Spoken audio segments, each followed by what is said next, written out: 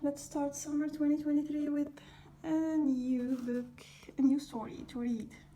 Make the challenge with almost 3 days to finish it.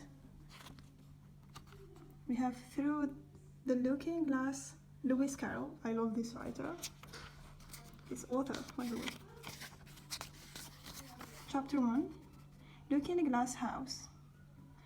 One thing was certain, that the white kitten had nothing to do with it. It was the black kitten's fault entirely, for the white kitten had been having its face washed by the old cat for the last quarter of an hour, and bearing it's pretty well considering. So you see that it couldn't have had any hand in the mischief. The way Dina washed her children's face was this. First, she held the poor things down by its ear with one paw, and then with the other paw she rubbed its face all over, the wrong way, beginning at the nose. And just now, as I said, she was hard at work on the white kitten, which was lying quite still and trying to purr, no doubt, feeling that it was all meant for its good. But the black kitten had been finished with earlier in the afternoon, and so, while Alice was sitting curled up in a corner of the great armchair, half talking to herself and half asleep, the kitten had been having a grand game of romps with the ball of worsted Alice had been trying to wind up and had been rolling it up and down till it had all come and done again. And there it was spread over the hearthrug, all knots and tangles, with the kitten running after its own tail in the middle. "Oh, you wicked little things!" cried Alice, catching up the kitten and giving it a little kiss to make it understand that it was a disgrace. "Really, Dina ought to have taught you better manners. You ought, Dina, you know you ought," she added, looking reproachfully at the old cat and speaking in as cross a voice as she could manage. And then she scrambled back into the armchair, taking the kitten and the worsted with her, and began winding up the ball again. But she didn't get on very fast. She was talking all the time, sometimes to the kittens and sometimes to herself. Kitty sat very demurely on her knee, pretending to watch the progress of the winding, and now and then putting out one paw and gently touching the ball as if it would be glad to help if it might. "Do you know that tomorrow is a kitty?" Alice began. "You would have guessed if you would been up in the window with me, only Dina was making you Teddy, so you couldn't. I was watching the boy getting in sticks for the bonfire, and it wants plenty of sticks, Kitty, only it's got so cold and it snowed so they had to leave off. Never mind, Kitty, we will go and see the bonfire tomorrow." Here Alice wound 2 or 3 turns of the worsted around the kitten's neck, just to see how its look would look. This led to a scramble in which the ball rolled down upon the floor, and yards of its guts and wounds again. "Do you know, I was so angry, Kitty," Alice went on as soon as they were comfortably settled again. "When I saw all the mischief you had been doing, I was very nearly opening the window and putting you out into the snow. and you would have deserved it. Deserved it. You little mischievous darling. What have you got to say for yourself? Now, don't interrupt me, she went on, holding up one finger. I'm going to tell you all your faults. Number one, you squeaked twice while Diana was watching your face this morning.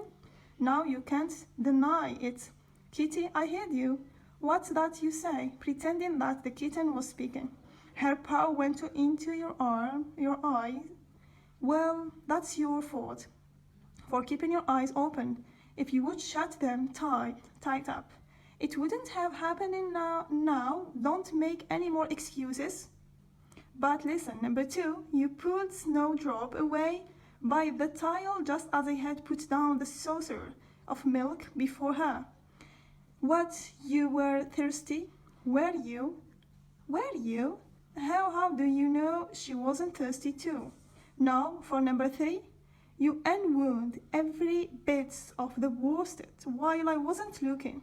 That's a 3 faults, Kitty, and you have not been punished for any of them. You know, I'm saving.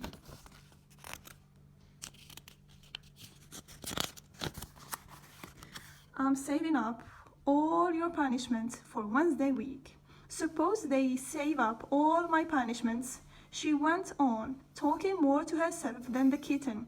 That would they do all that at the end of the year. I should be sent to prison, I suppose, when the day come. Or let me see, suppose each punishment was to be going without a dinner. Then, when the miserable day came, I should have to go without 50 dinners at once. Well, I shouldn't mind that much. I would rather go without them than eat them. Do you hear the snow against the window's panes, Kitty? How nice and soft it sounds.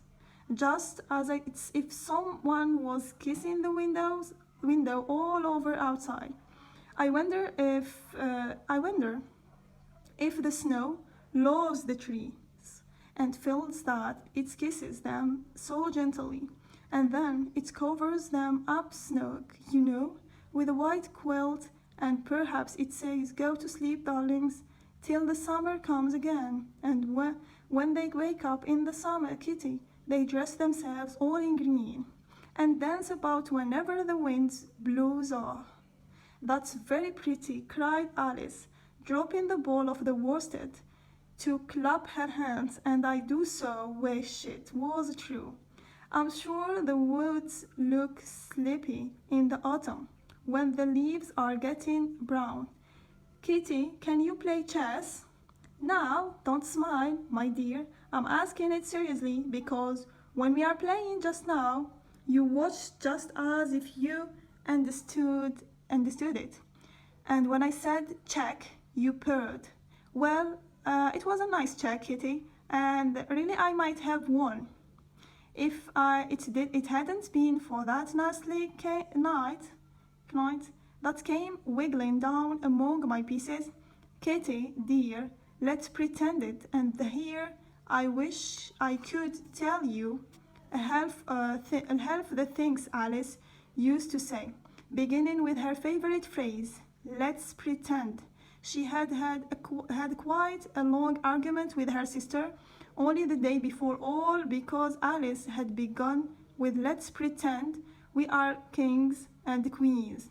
And her sister, who liked being very exact, had argued that they couldn't because there were only 2 of them, and Alice had been reduced at last to say, "Well, you can be one of them then, and I will be all the rest." And once she had really frightened her old nurse by shouting suddenly in her ear, "Nurse, let's pretend that I'm a hungry hyena and you are a bone."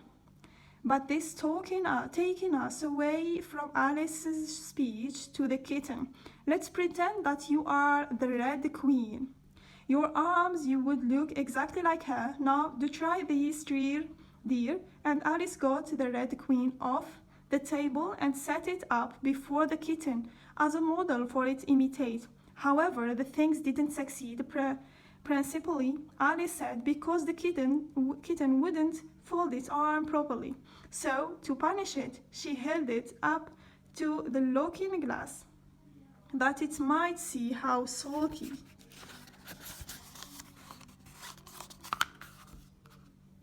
it was.